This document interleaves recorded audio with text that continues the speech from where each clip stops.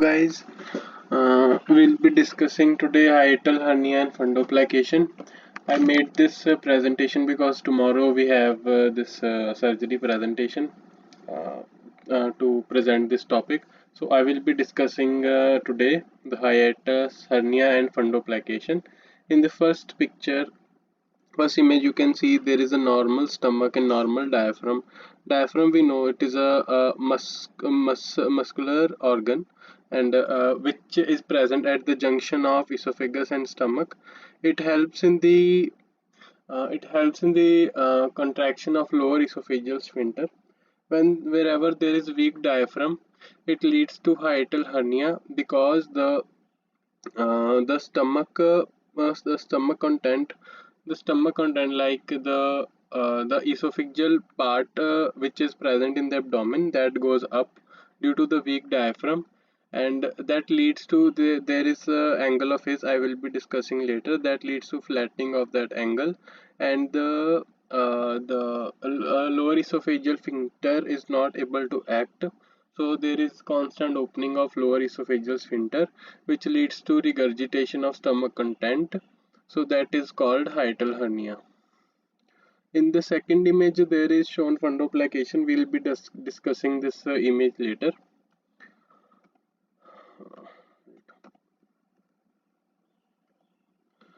So hiatus hernia definition and type. Definition: abnormal protrusion of abdominal visci, that is stomach, through the esophageal hiatus.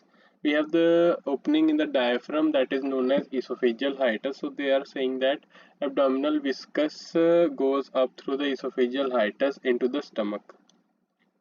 Normally it is present in the abdomen, so it goes in the stomach, into the stomach.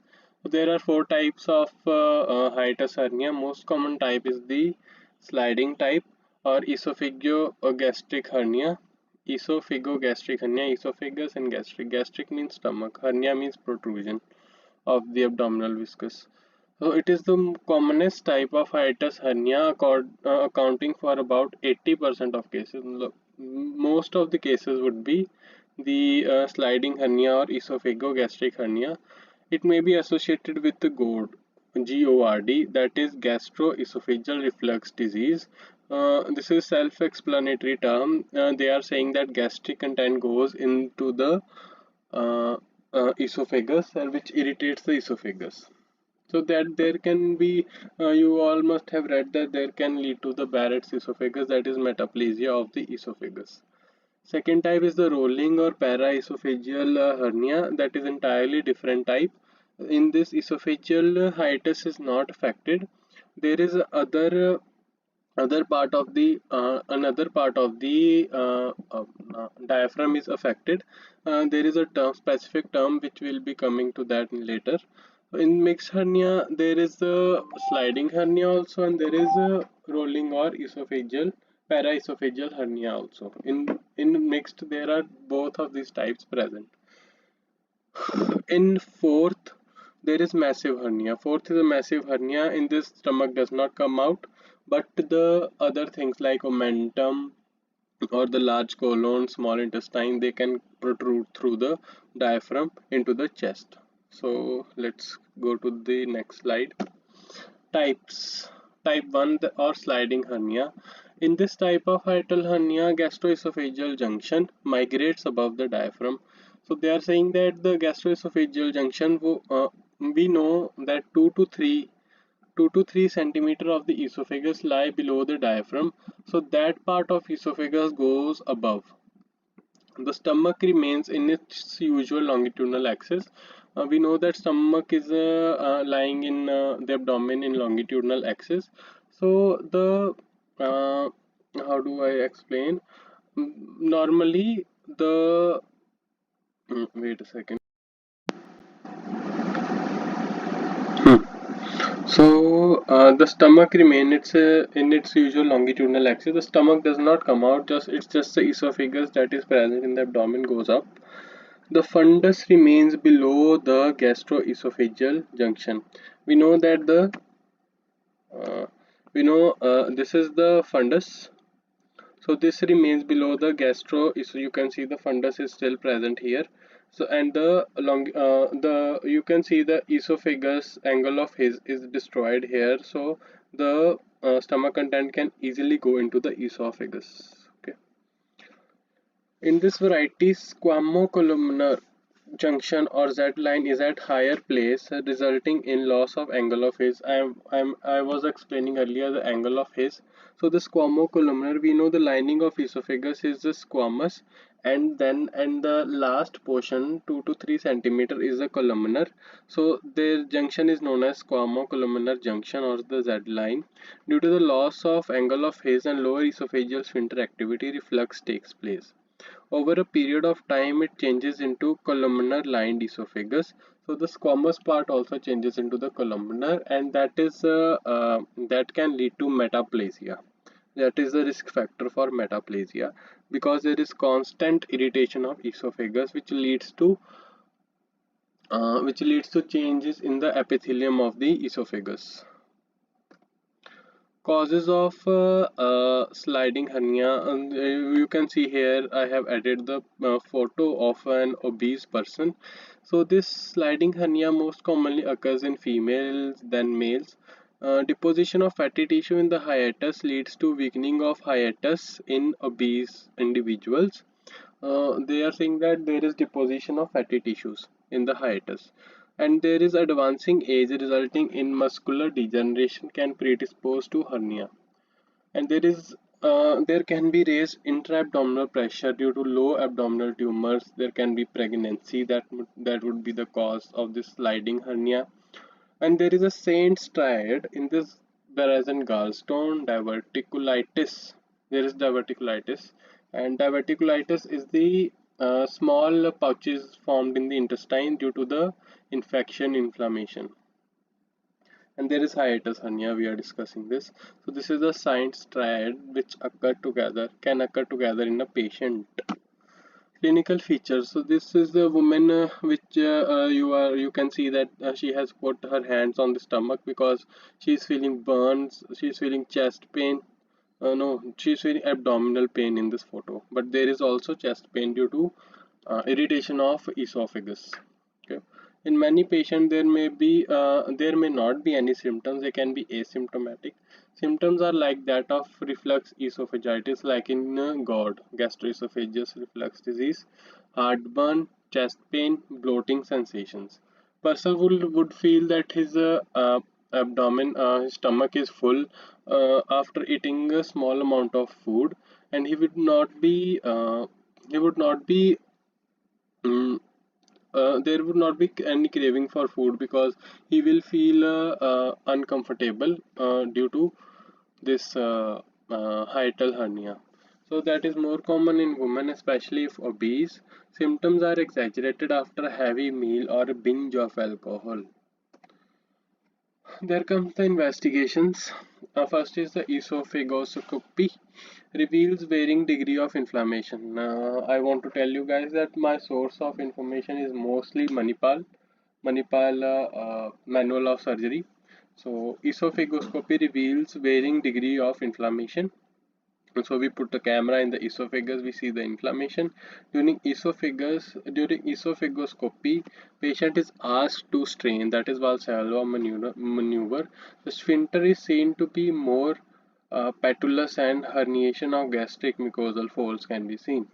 Valsalva maneuver is done when there is forceful expiration in the when the epiglottis is closed, like this. We do Valsalva maneuver, forceful expiration with the closed epiglottis. Reflux of gastric acid is the most valuable sign. Biopsy should be taken from suspicious area of metaplasia. If you see in the camera that there is any abnormal growth seen, so you should immediately take the biopsy from suspicious area of metaplasia. Barium meal, in the next slide I have added the image of barium meal demonstrating gastroesophageal reflux. So this is done in the Trendelenburg position. Trendelenburg position is the supine position in which the head end is down and the foot end is raised to 15 to 30 degrees. There comes the ultrasound to rule out other causes of increased intra-abdominal pressure. To rule out gallstones, reflux can be due to some extraluminal pathology compressing gastroesophageal junctions such as retroperitoneal or pancreatic tumors. So there you can see the barium swallow study. Preoperative showing the hiatal hernia, postoperative showing no evidence of leak with proper position of stomach. This is the preoperative. You can see that this is the diaphragm. You can see there is a barium meal. There is hiatal hernia that has gone above the diaphragm into the esophagus. So there you can see the after post-operative the hernia has subsidized below the diaphragm. So let's move on to the next slide. Treatment for hiatus hernia. Conservative treatment, there should be lifestyle changes, decrease in weight, diet control with increased intake of protein and decreased consumption of fat and sugar. मतलब कि exercise करनी चाहिए है, अपना protein खाना पीना चाहिए है, कंजम्पशन ऑफ फैट ते शुगर लेस करनी है, decreased alcohol and tobacco use, दारू नहीं पीनी, अपना नहीं नशे नहीं करने. Then there is the medical treatment, esophageal mucosal protection. Antacids preparations contain alginate cytoprotective agents, H2 antacids हो गए, alginates cytoprotective agents, H2 blockers, ranitidine, PPIs, omeprazole, esomeprazole, proton pump inhibitors. So the gastric acid secretion ਨੂੰ ਘਟਾਉਂਦੇ ਆ ਸਾਰੇ, ਤਾਂ esophageal mucosa ਨੂੰ protect ਕਰਕੇ ਰੱਖਦੇ ਆ. Esophageal reflux, cisapride, metoclopramide, gastric reflux, domperidone, metoclopramide. ਇਹ reflux prevention ਲਈ ਕੰਮ ਕਰਦੇ ਆ. ਤੇ ਉਸ ਤੋਂ ਬਾਅਦ when there is no result of this medical management, patient is not curing, his health is not becoming better, then we go for surgery. When all measures fail, surgery should be done. Reduction of hernial sac. We reduce the hernial sac. We retract the esophagus back into the stomach that has gone into the chest, and repair the hiatus, the opening. We know that this is the opening in the diaphragm for the esophagus that has become wide. We suture it and make it narrow so that the stomach or the swollen esophagus does not go back into the chest. Then reduce reflux by fundoplication. Fundoplication means to wrap around.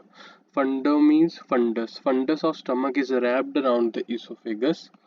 So to make its the secretion of stomach, to stop the secretions of stomach to go from going back to esophagus. Then there is a second type of hiatus hernia, that is rolling or paraesophageal hernia. Type 2 hernias are pure paraesophageal hernia. We discussed before. The gastroesophageal junction remains in its normal anatomical position, but the portion of fundus herniates through the diaphragmatic hiatus adjacent to the esophagus. This was the term I was referring to. Phrenoesophageal. Phreno means diaphragm, esophageal means esophagus, membrane. Diaphragm, esophagus, membrane. Phrenoesophageal membrane. There is defect in phrenoesophageal membrane. Diaphragmatic hiatus adjacent to the esophagus. Phrenoesophageal membrane. Okay. Clinical features: no retrosternal burning pain because of no reflux, discomfort after small meals, feeling of fullness after meals, dysphagia due to large sac, palpitation due to compression of heart, respiratory tract infection, and hiccup due to irritation of phrenic nerve. You know, phrenic nerve supplies the diaphragm, so there is irritation of phrenic nerve. Investigation and treatment for the second type, that is rolling or paraesophageal hernia. Barium meal shows the sac in the thorax containing stomach. Sometimes it can be upside down. Contrast CT is investigation of choice. Patient who come with feature of volvulus. Volvulus means the stomach has rotated upside down with obstructions are evaluated with plain X-ray and CT as grossly dilated stomach and duodenum showing a large gas fluid level on right side with partial volvulus. Okay, it shows the large gas fluid level on the right side with partial volvulus. CT and X-ray. Treatment.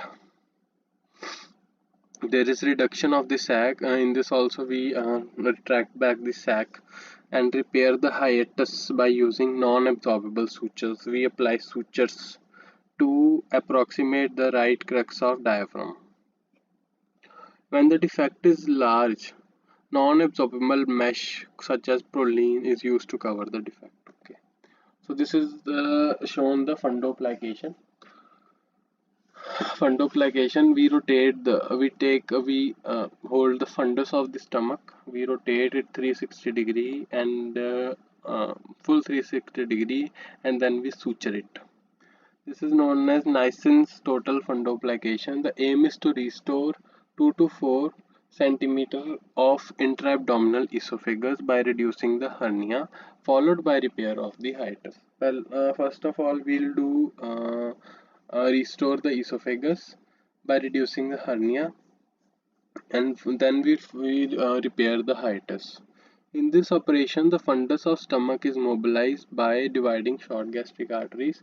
We mobilize the fundus of the stomach, we divide the short gastric arteries, and fundus is brought behind the esophagus and wrapped in front of the esophagus. It is a loose wrap that is floppy niacin. Diaphragmatic defect is repaired by using non-absorbable sutures such as nylon or nylon or silk. Then there is laparoscopic fundoplication. That is very cool operation. That is most popular today. Minimal morbidity and mortality, easy recovery, early recovery, so early discharge within 1 to 2 days. All operative steps that are performed in open surgery are carried out here with better vision in a laparoscopic method. Partial fundoplication. There are two types of partial fundoplication. There is Toppet and there is Dors.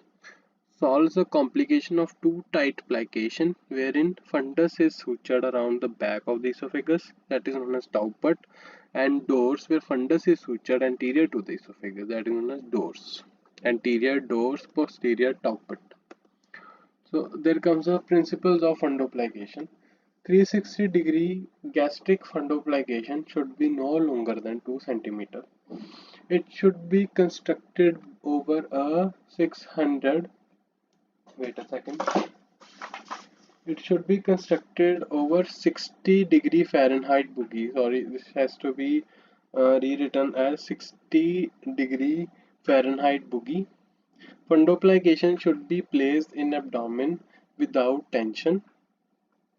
Only fundus should be used to wrap. Fundus relaxes, body does not relax on swallowing.